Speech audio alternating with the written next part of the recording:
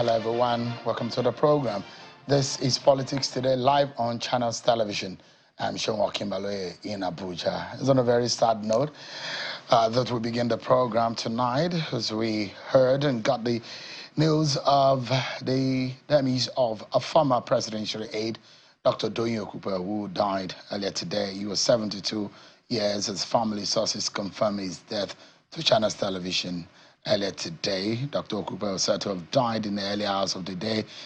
Dr. Okupe hailed from Ogun State, and his tribute to Dr. Okupe, the governor of the state, Dr. Dapo Abiodun, described the medical doctor's death as, quote, a personal loss. Receiving the news of the passing of whom he called his elder brother, Dr. Doyin Okupe, was left him with a profound sense of personal loss, especially coming so soon after the transition of the Alakperu of Ikperu Remo, Obale Deleke Idowu Basibo. The president, President Bola Tinubu, has also been giving encomiums on the late presidential aide. And on this program, we are very fond of Dr. Doyin Okupe, and I've had my time talking to him either when he was aide to former President Olusegun Obasanjo, when he worked with former President Goodluck Jonathan, and also, of course, recently. I've had several interviews, perhaps more than 20 times sitting with Dr. Doyin Okupe, and those memories also will stay for a while, remembering Dr. Doyin Okupe. But this is a clip from my recent interview with Dr. Doyin Okupe. Sometimes when patients, are critical and you need to do surgery to remove certain parts of the body, you will have to clamp the source of supply, the arterial supply. You have to clamp it for some time so that the field can be clear. Because if the field is not clear, you cannot operate. So, what they are doing now, they are clamping arterial supply, which will make life a little bit uneasy. But when the surgery is over and the clamp is removed, we are going to come back to good times. That is the truth. And I want to tell you something. The opposition must know something. Politics, the campaign is over. Election is over. They should just go back, and go back to the drawing board and plan on how to come back in 2027. I have served Nigeria. All my life, I have believed the use of Nigeria. All my life, I have staked everything I have for the country. Late Dr. Doyin Okupe there on Politics there recently. May God rest his soul. He will be sorely missed. All right, then, let's get to our usual energy. It does look like the controversies in the National Assembly is not going away anytime soon, especially between the Senate President Godswill Akpabio and Senator Natasha Akpoti-Uduaghan. And he has been reacting to the incident and the controversies surrounding him and the fellow senator from Kogi State at an event today to commemorate the International Women's Day. The Senate President spoke about the character of the Kogi federal lawmaker. Take a listen to him. Have you ever wondered, did you take stock when you were with me, when you came to see me with your women leaders? Did you ask me, when did this issue happen?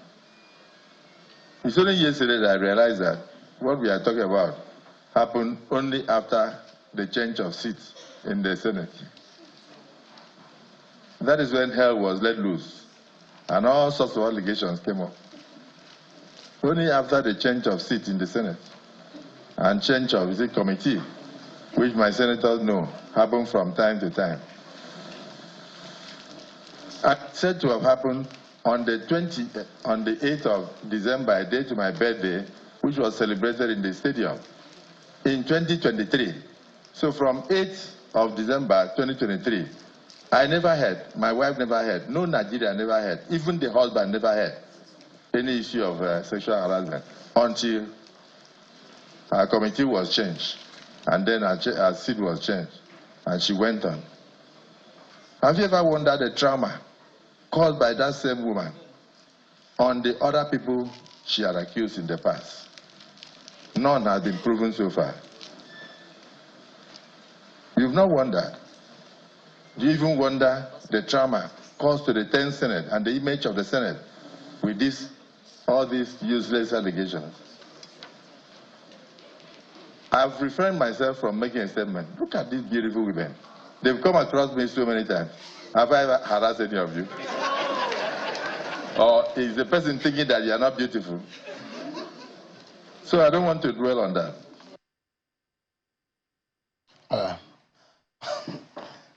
The Senate President goes with Akpabio. Well, tonight our attention is on healthcare. I learned something and I was surprised, and perhaps you will be surprised too.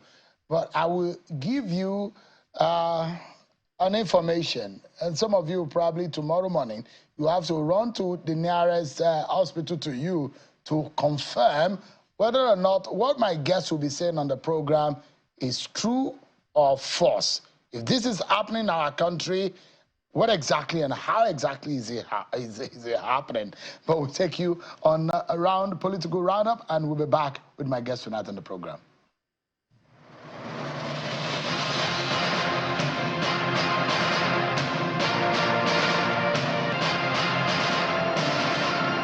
The Rivers State House of Assembly has resolved to extend the ultimatum it issued to the chairman and commissioners of the Rivers State Independent Electoral Commission to appear before it to answer questions on the running of the commission.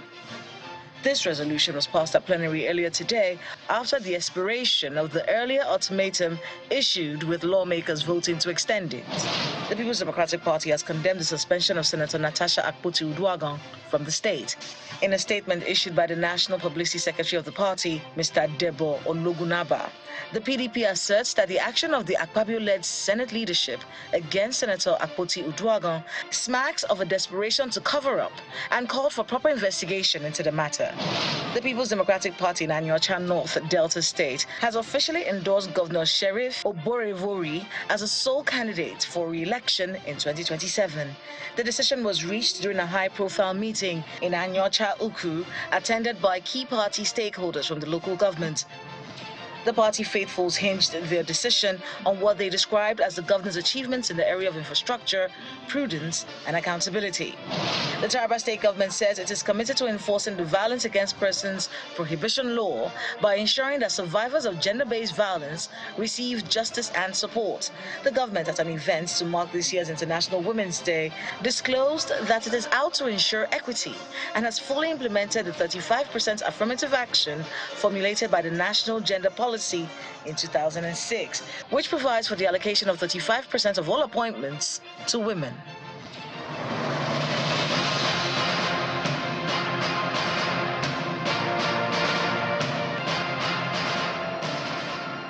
Thank you so much, everyone. Let's get started. So yesterday was a joyful one across the different local government areas of the country. Some good news anyways.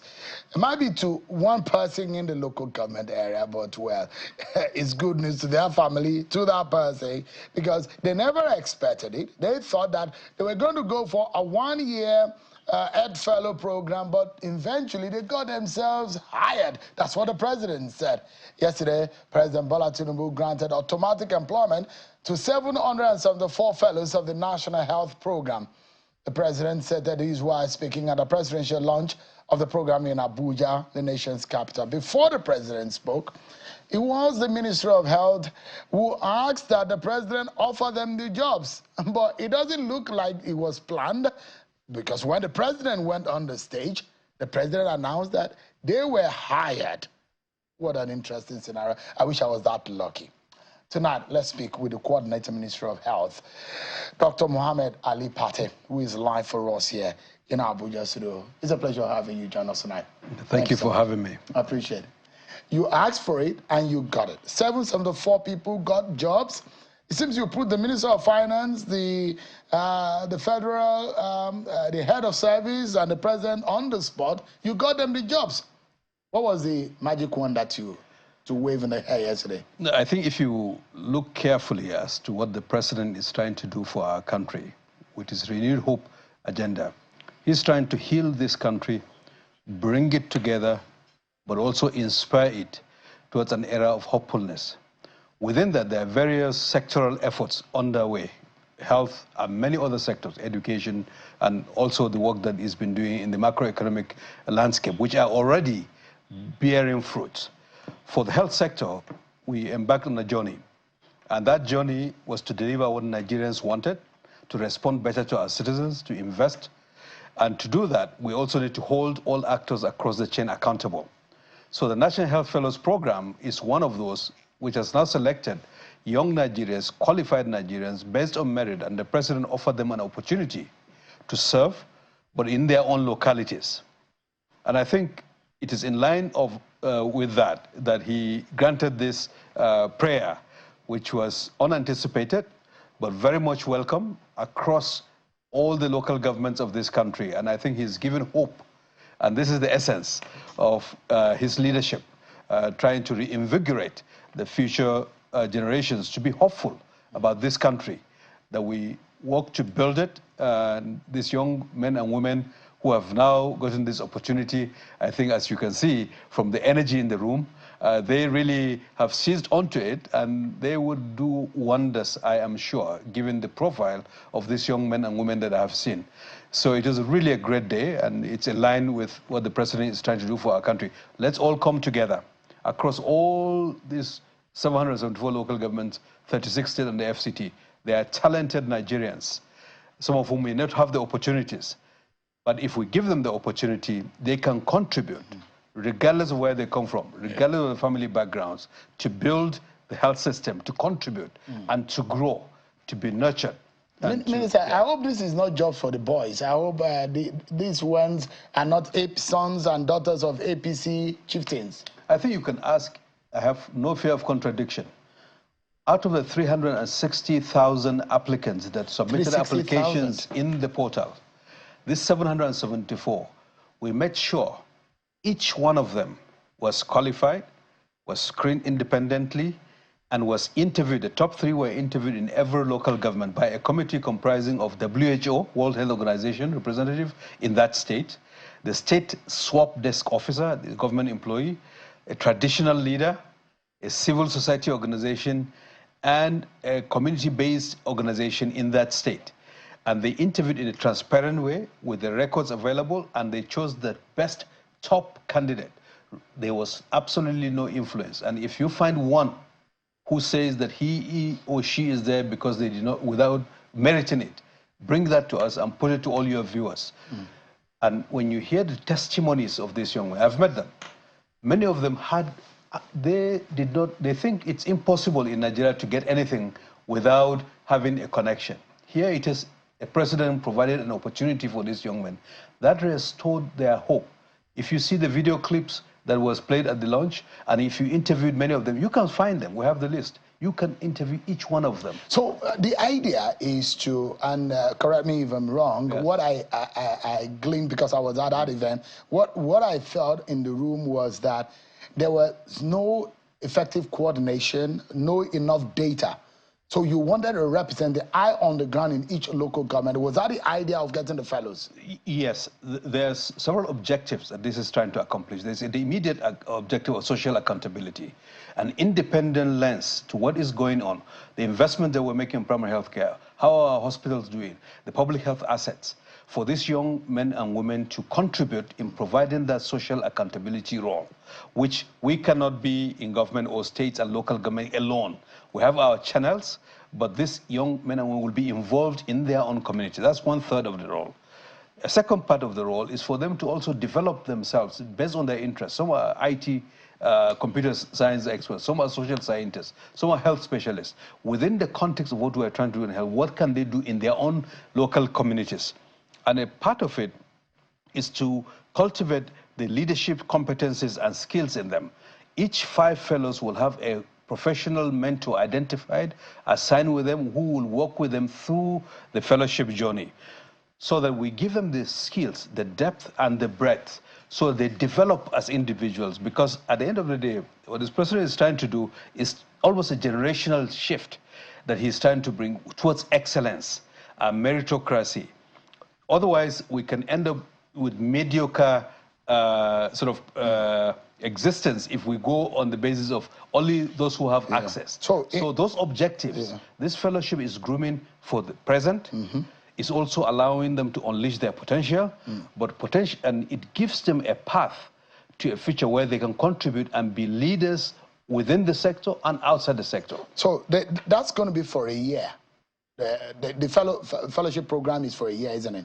Well, as of yesterday, 12 p.m., that was the idea. The president changed the game. He upscaled it. He gave them an opportunity to be employed. And if we want to recreate public service, you need competent hands who are young, who will grow into the sector. Imagine these 774 young men and women. If they grow in the public service over time, in 15 years, first class, 2-1s, from all over this country in the public service. Can you imagine how the public service will be? It will be far much better. And that will be in line with this vision that this country can grow, can be prosperous, can be united, and there is hope for everyone. And that's the essence of what the president has now offered these young people. They were lucky, and it doesn't come every day. And I'm quite happy because when I see young people, I didn't have that kind of opportunity as a when I was younger, 20 plus years ago, when I first got my very first opportunity to work anywhere. I mean, if I didn't have this kind of opportunity, I wasn't that lucky. And this fellow, from this fellowship program, they dovetail into a brand new job waiting for them.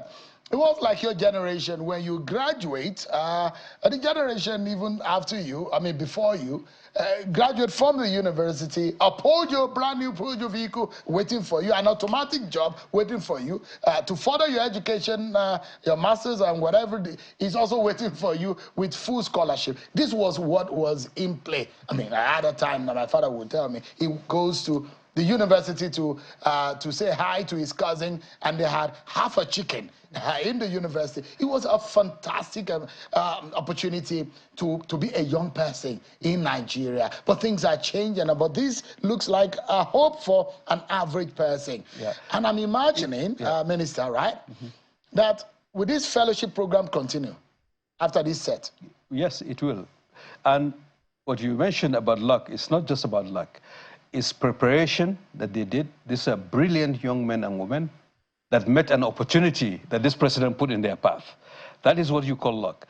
And I believe that this, with the energy and the brilliance that I've seen in them, they will do amazing things. They will translate that opportunity into success. Because no one can make them successful, but they have got the energy. They've been prepared. And they went through a very rigorous process. Mind you, these are the best of the best that we have. Even though those more than 359,000 that didn't make it, some of them, we are now selecting them to make them associates, so that everyone who has participated would not just lose, but the best will have this opportunity of fellowship, and those who didn't make it this time around will have the opportunity to be associates, who will not have other elements like the stipend, the computers, and mentorship, but they will have access to all the learning materials that will be made available online for these young men who want to learn. You have to have the hunger to be able to strive and succeed. That is why I think the president, I think he cherishes excellence. You can see that in his track record from Lagos until what he is doing now. And these young men and women, we believe, are among the best that we have been able to select. And with the opportunity that has been given to them by this president, I believe that they will contribute, they will grow, they will develop, and their hope in this country and their faith in this country, I think, is restored to a large degree with what transpired yesterday, as you could see from the tremendous energy that they showed when the president was there with them.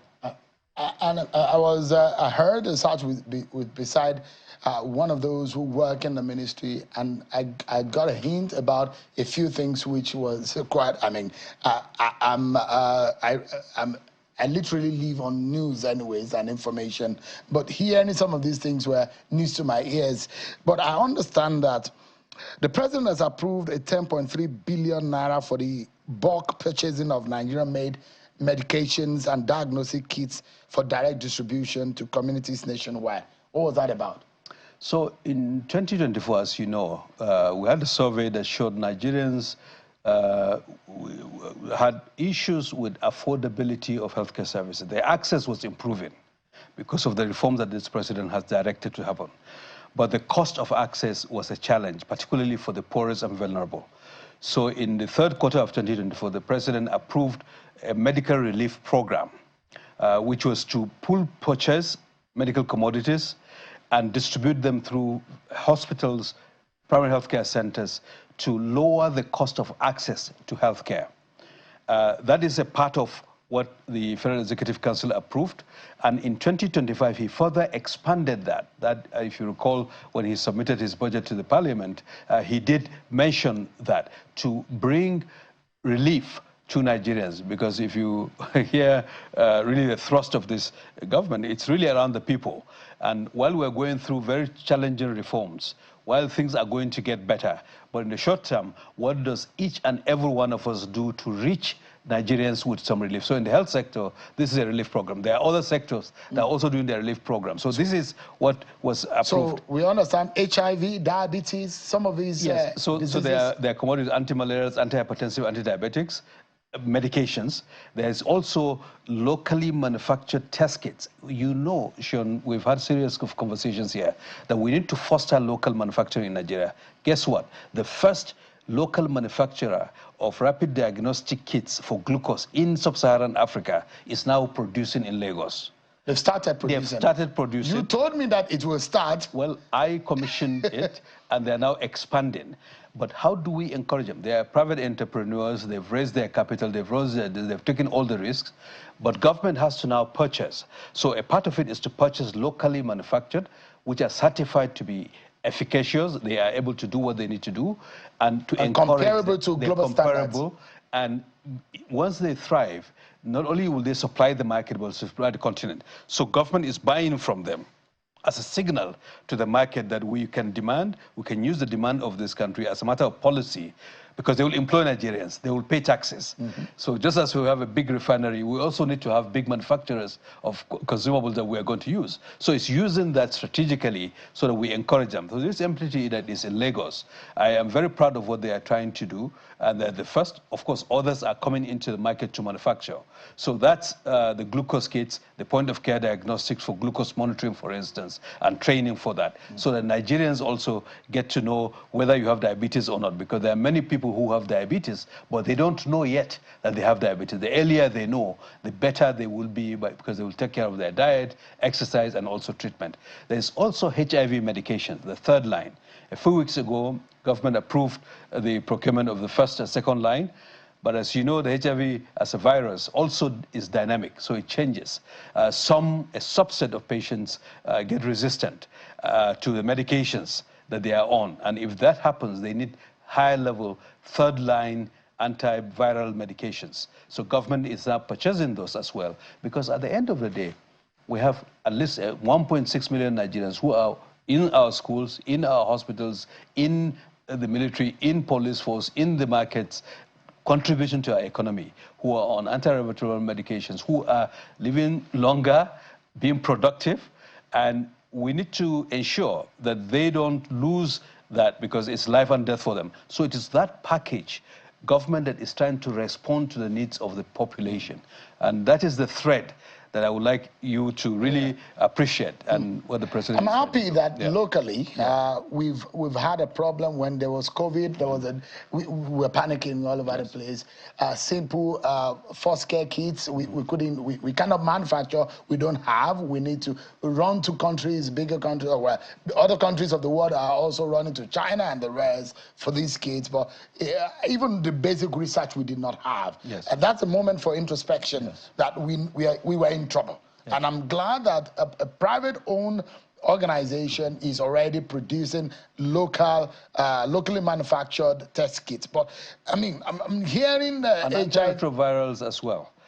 So there is an entity in Nigeria, based in Lagos, a pharmaceutical company, who has had a technology transfer agreement with a global manufacturer in India, and they would be producing antiretrovirals at the same quality as what is being produced elsewhere. Wow. But government has to patronize them, because if government doesn't patronize locally manufactured goods, they won't survive, they won't thrive. But what about competition from imported ones? Yes. Because if those ones come cheaper, then there's a problem. I think, given where we are with the reforms, with the foreign exchange, with also the ease of doing business that is improving, over time, I think the competitiveness, given the size of our market, will position our manufacturers to thrive. We're a large market, 230 million.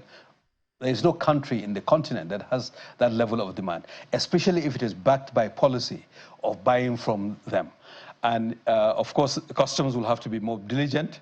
And NAFDAC has a policy of 5+5, which we're trying to tighten so that even if you get the opportunity to import, you would also be required to manufacture after a while so that we solve the dependency.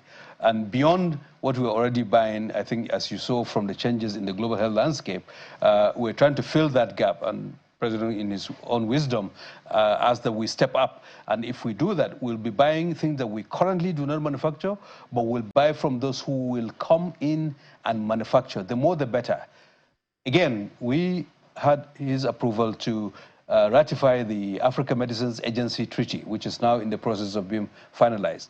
The implication of that is that we are part of this block on the African continent, that potentially what is manufactured in Nigeria is like what is manufactured in Africa, which means that our market, the producers here, can produce elsewhere. The largest bednet manufacturer in the world is a company, a European company that has been manufactured in Vietnam. Guess what? They have now identified a partner here in Nigeria looking towards to manufacture those bed nets, not only for the Nigerian market, but for the African market from Nigeria. They haven't started yet, but they have confirmed, and the Minister of Industry, Trade and Investment, Dr. Oduole, I think has been very supportive in our effort to really make sure that they come into Nigeria and they start that. And that is part of the industrialization. This is a journey that Nigeria should have taken decades ago. We're playing catch up. And in the last year and a half, we've seen under this president, with this very focused direction, we have begun to see, in the health sector, this is what I've told you, but also you can see in many other sectors of his government. I mean, I'm hearing HIV, some of the interventions. HIV is now, I imagine that there's less than 2 million cases of HIV in Nigeria as reported. But some of the figures for care of HIV in Nigeria, HIV/AIDS support in Nigeria. Recently, I'm hearing about 300 billion naira for HIV/AIDS care support, on top of an over 2 trillion allocation in the sector. I'm wondering, is it that bad that we have that kind of money budgeted for HIV care support? HIV is a very interesting disease. As you know, there was a huge pandemic of HIV across many countries in the world. And it also had economic implications because productive adults, working adults who were affected basically lost their lives because of lack of treatment, and people can also spread it to their spouses, to their children. So there are many externalities. So providing treatment for that infectious disease has changed a life-threatening disease into a chronic disease. Now with the changes that we're seeing in the global landscape, if we have a reversal, people are off treatment, the virus can come back with a vengeance, and it could spread to other populations who are currently not getting the infection, which is now being controlled. So we could have a reversal, and then that will turn back the clock much further behind. With the developments in the global health landscape, we did a bottom-up costing, and as you know, the president set up a committee in his cabinet, and we looked at the numbers. And yes, there are huge amounts of resources being funded through bilateral sources, but most of those resources came outside government. But when we looked at it, we realized that 30 to 40% of what is being funded through bilateral sources could be done if these resources are funded out of domestic resources. And by mobilizing and domestically reprioritizing to ensure that Nigerians who are on treatment at least don't lose their treatment. That makes Nigeria unique in Africa right now in being able to address the changes that have occurred, to be able to say, look, we're a responsible government and the lives of Nigerians matter to us, and we need to do whatever we can. And while we're doing that with a view to sustainability, so that things like test kits, they don't have to be imported from faraway places, drugs, that we can begin to see a path. That then begins to make it possible that we can manufacture those things here, we keep the economic value, we create jobs for our young ones. Over time, then we exit the dependency and become, as a sovereign country, have a health system and a healthcare market that works. Minister, the Trump policy, did it affect funding in the sector? Well, such that we needed now to seek for a higher budget. When I mentioned changes that we're seeing in the global health architecture, for 25 years, there are many sources of financing for health to developing countries. Those sources are beginning to shake. And it's not just the US government, for instance. You will hear some of the other G7 countries going from 0.5% of GDP to 0.3% of their GDP for development assistance for health. Other countries are struggling with issues of Ukraine, issues of migrants, their own defense issues. So they are reallocating what used to be development assistance funding. And we appreciate all the support that had been given over the last 25 years. But as a government, I think under this president, we're a country that we believe over time we will be a prosperous country. And we need to step up in terms of our responsibilities, look inwards, and see what is it that we can do to build an economy that is resilient, that is strong, that is productive. And doing that includes producing what we use here as well, while resetting our partnerships with many other countries, whether it's the US, whether it's Europe, whether it's the United Kingdom, whether it's in the Eastern Asian region, the China and other places. We have our interests as Nigeria, where we're heading. Those countries can work with us, and the nature of the partnerships may change over time. But those partnerships can be strong. And we expect, even with the US government, Nigeria will have a strong partnership over time. But with this change, we're taking the direction of growing with that change in a way that is dignified, that is responsible, and that mobilizes our domestic capacities and room for private investments. There are private investors and investments that other governments can make in the private sector in Nigeria to drive growth in health sector and other sectors. So all the reforms that this president is trying to do is towards that, so that the growth of our economy continues to go up. So there are those who will be asking, what is Ali Pate doing really? A lot of framework, a lot of planning strategy, but I do know that we have some problems. That makes us the talking point globally when we talk about health sector.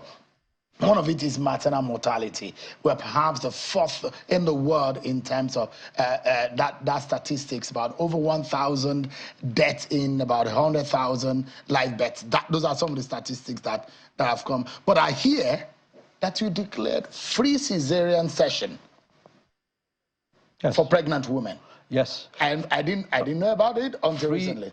So free treatment of emergency obstetric complications for women in the empaneled facilities, and that includes cesarean section. So it's not only cesarean section, so emergency obstetric complications, excessive bleeding, of course obstruction, other complications of pregnancy. If a woman gets referred to a facility that is CMONC certified, she or her family can be reimbursed. The facility will be reimbursed for that care. The reason for that, and again, I think I cannot emphasize this enough. The president is very clear in his mind that the health and well-being of Nigerians is core to his own agenda and vision for the country.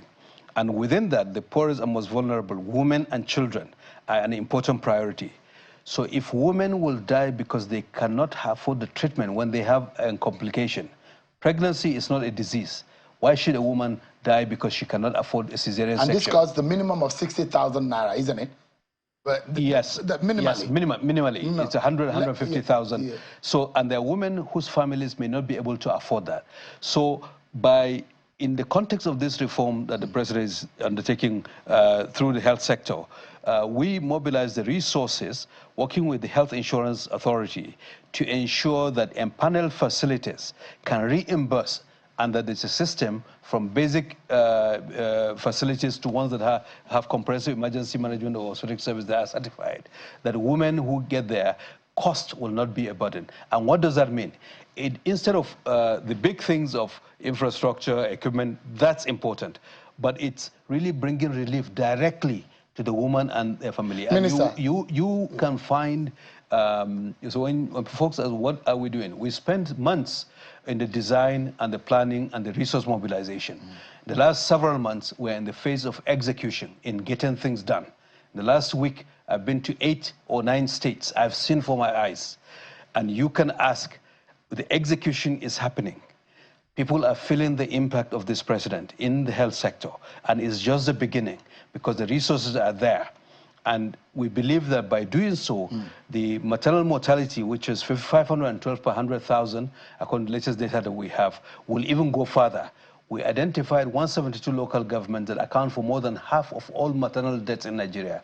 So through MAMI initiative, we are converging efforts together with the state governments and local governments, deploying human resources and helping to reduce the risk of a woman dying. That is ongoing, and we need to sustain that over let's time. break it down. You know, you are foreign trained. I'm domestically, I'm domesticated. Let's break it down. And I want a lot of Nigerians to hear this and hear this, because there are a lot of people who can benefit. Yes. And I was going to speak it, say this as pedestrian as possible, so that if you are out there and you can benefit, it is good for you to have this information, and the minister will tell us where you can find this free service. It means that a lot of people who die because they are pregnant and they go into labor and they're not able to come out of the labor alive. That they say they do not want it to happen again. What are they doing? They say that if you have complications, that means if it's not likely that you are going to have a natural birth, and you have complication, which includes cesarean section, it's going to be for free. Is that right? And this has been since last year. Yeah, since we announced it in November during the joint annual review. And the empanelment of the facilities has been going on since then. 154 health facilities have been empaneled all across Nigeria. The ones that are scrolling on the screen right there, right? Yes, those are the facilities. Those are facilities. So people can go there. People can go there. We're going to publish it on our website. Absolutely. Anyone can go there. You can save a life. You can help your neighbor. You can help your wife. You can help yourself. You can help a sister. People should not die because of these complications any longer. Put it in context. Of the pregnancies that occur in Nigeria, women who have complications are a small fraction. Most pregnancies end up normal delivery, thank God. A few get complications. Those complications can be referred to CMONG facilities, those facilities that you are scrolling. These are facilities that have quality manpower, they have reached the standard, they have the equipment, the capability. And across several states of the federation. Yes, 154 of them.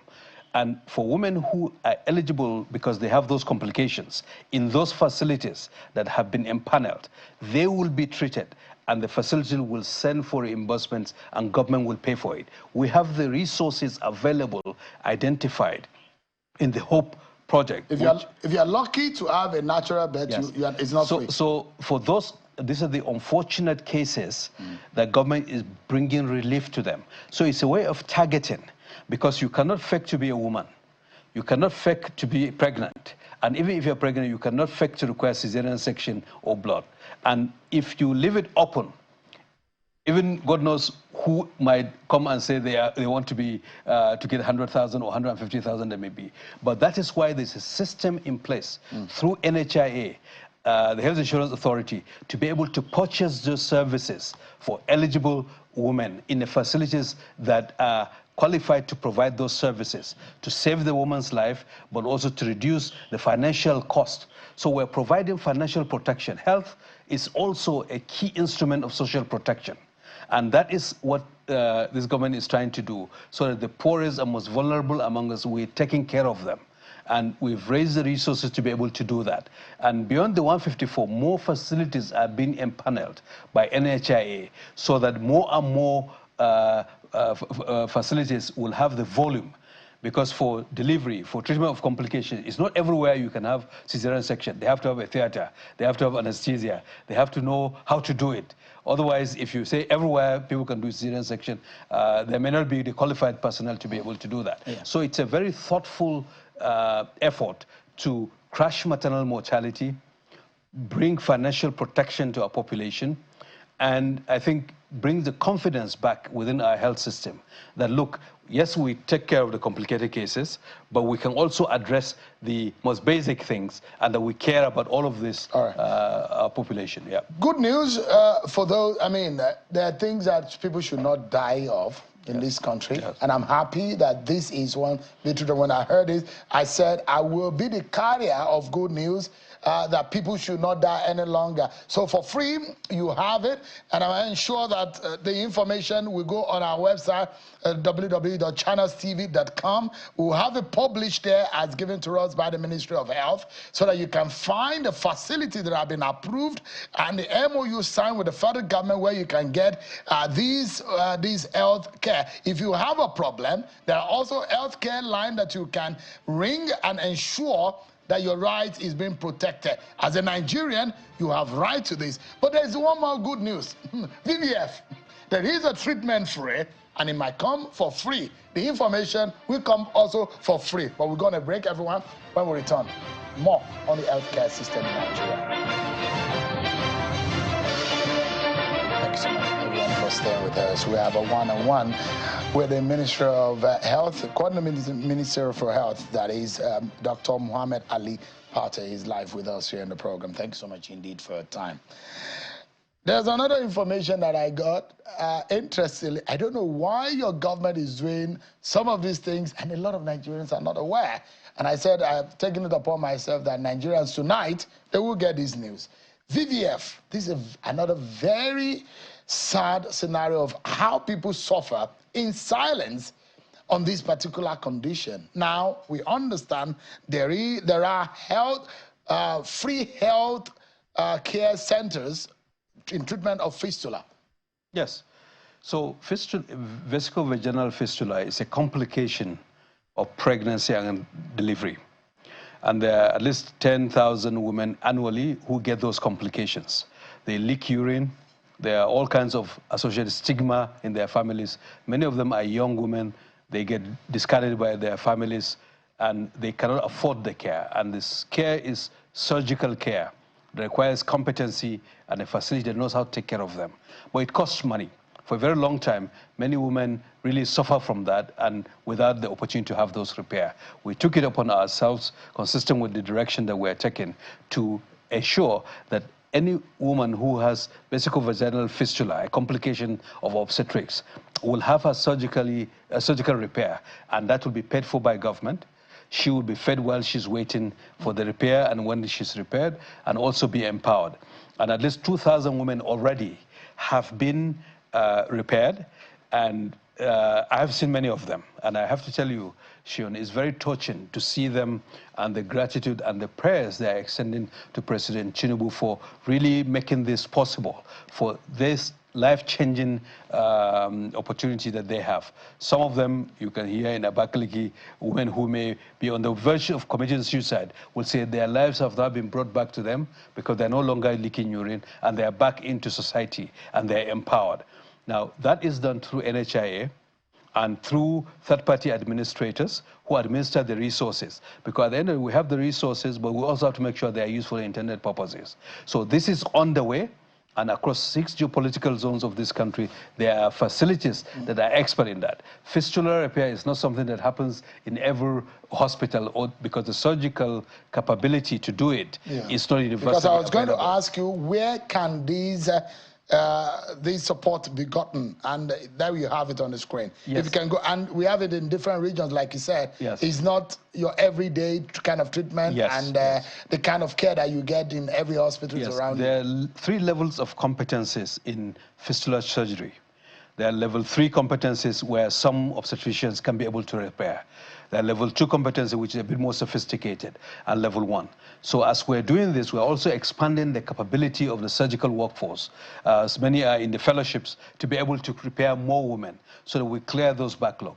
For me, I have to say that seeing those women whose lives have been devastated by fistulas and now being repaired, and the joy and the gratitude and the prayer that they are expressing really was very touching.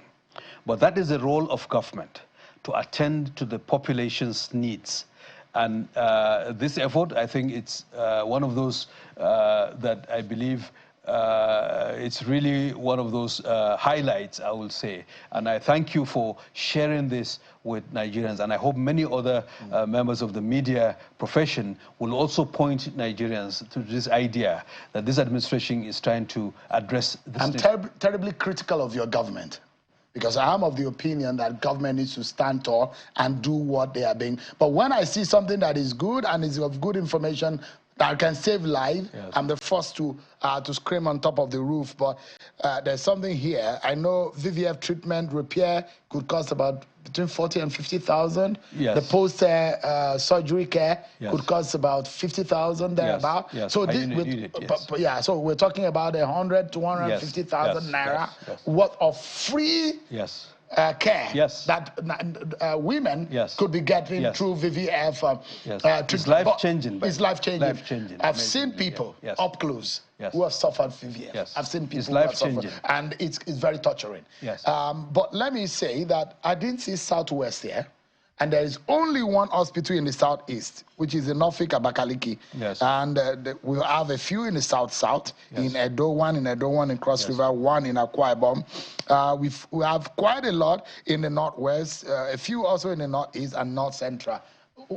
So, you know, fistula tends to occur in situations whereby women are married early and they get pregnant before their bodies large enough to be able to accommodate, fully formed, to be able to deliver successfully. So obstetric complications like obstruction is more prevalent in some parts of the country more than others.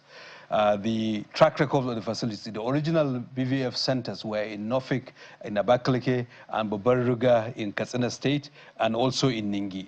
With this effort, we're expanding steadily across the country so that we concentrate the capabilities. And every part of the country, we're agnostic as to, let's say, where you are from. When I went to the facility in Ningi, I saw women from Lagos, I saw women from Abuja, I saw women from Niger Republic who heard about this and came to have their fistula repair. I saw a woman from Anambra State in Norfolk, in Ningi, because she heard that there's this facility. If you go to Bariga, you may see similar situation, or Abakaliki. So this is super specialized surgery that also requires expertise that is competent enough to deliver those surgical services. But we're expanding. For this facility that you have pointed out, this is not the end. We're expanding and will continue to do so as we work through the NHIA with the TPS to ensure that we cover. The goal, the need is huge. And what the federal government is doing is not it by itself. We expect that states also will try to develop their competencies to complement what this president is doing at the federal level. Whether it's in the free treatment of emergency obstetric services, health is not just a federal responsibility. Federal government is stepping up. And what we hope, many states, and I've seen many states, I saw in Akwa Ibom, I saw in Katsina and a few others, they are also rising up to the occasion. We expect that that collective effort in the direction that the president has said is what will transform this system. And so, yes, these are the federal government's contributions in this, but it's a responsibility across different levels of government as well. A lot of what we have talked is indeed International Women's Month. And I think today kick-started that effort in advocating for the rights of women and the interests of women. But interestingly, there are those who are sending messages and DMs about the interest of men, issues of enlarged prostate, which a lot of men are suffering in silence, issues of high blood pressure, because a lot of men who are running around to make ends meet, there are men who are asking, are you making available some kind of support for men? Because yes, a lot of, it seems Tinubu government like more women than men. Well, I think the women also take care of the men. And I think well, that's a fair point. So that's a starting point. But the men are also as important, I believe. And you recall we had the Health Promotion Day, and a campaign across all these 36 states of Know Your Numbers and Control Your Numbers campaign, so that we encourage men and women to test themselves, know your cholesterol, know your blood pressure, know your sugar, and control it, so that you live healthier. Eat well, exercise, but also check your PSA, do colonoscopy. Those are important elements of wellness, so that we produce a stock of health for Nigeria. But in the context of Nigeria, there are some that are vulnerable, and especially in parts of this country where the circumstances of women is peculiar, where they may not always have the wherewithal. Many have their educations truncated, so they are not as advanced in terms of employment and empowerment opportunities. In the context of this administration, we also have to pay attention to those who are the poorest and vulnerable in our society and be able to attend to their needs. And at the end of the day, when we take care of mothers, every Nigerian has a mother. Every Nigerian knows his mother or her mother. So in essence, it also cuts across all of us if we attend to that. Right. And from targeting perspective, I think dealing with women, and in this particular month, I think you can understand that. But the men are not excluded, and we're doing a lot in terms of preventative, in terms of cancer care, in terms of many other elements to bring relief for those who have hypertension, diabetes, as I mentioned, and other conditions. I have quite a number of questions, but time is not on our side. But one that bothers me, perhaps when I was asking you, what has your government done? I know there is a list of some of, in terms of infrastructure, in terms of retraining and all whatever, we'll get there. I'd like you to run through those in a moment. But let's talk about NAFDAC and issues of fake drugs. There are stores and warehouses that are being shut, and markets that are being shut, and there are those who are groaning in pain about these and how it affects the market.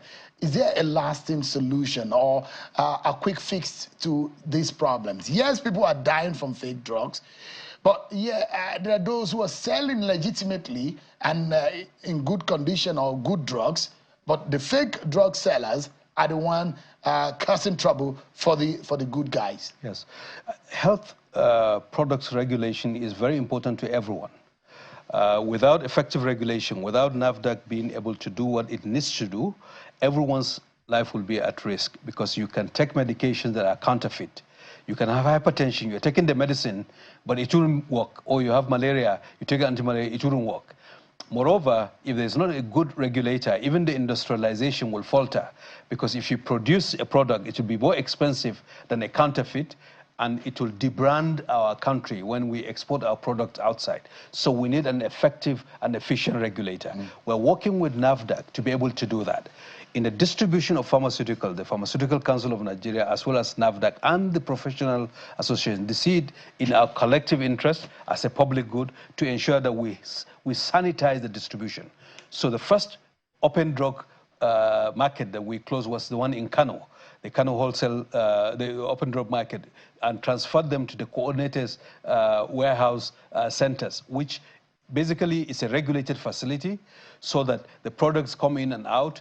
There's a regulator for wholesale, and the distribution to the pharmaceutical stores is covered by PCN, so the only regulated facilities, certified facilities are able to provide them.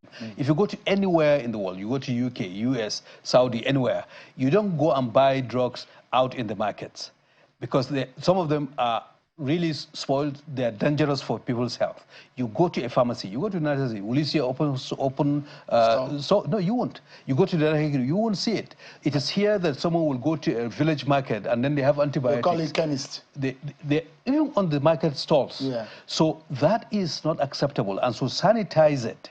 NAFDAC, NDLEA, PCN, and with strong support with the Office of the National Security Advisor, which we really are grateful to Nuhu Ribadu for his support in that direction, because there's also a national security implication on that, has supported NAFDAC to be able to clean this up better with the security services. And the others in Onitsha, in Lagos, yes, it's causing some pain, but there are alternatives that are being created so that those who are truly wholesalers of good quality products will have the place. But if you operate for all comers. What happened is that you have antibiotics, vaccines in toilets, in places that are really, we should not have medical commodities. Is that the world that we want? Minister. So NAFDAC is really getting that, because we want to strengthen the regulatory framework in the sector. We really need to go now. I'm really pressed for time, but there are two major issues. I understand that there are kidney subsidy for kidney treatment in Nigeria, and there are those who are concerned on the other hand that cancer diagnosis is almost equal to death sentence because of the treatment and the kind of diagnostic opportunities that are there in Nigeria. Expensive, and sometimes misdiagnoses are happening. Are there kidney subsidies, kidney treatment subsidies in Nigeria? I think that's why we need you to tell Nigerians a lot of what this president is doing.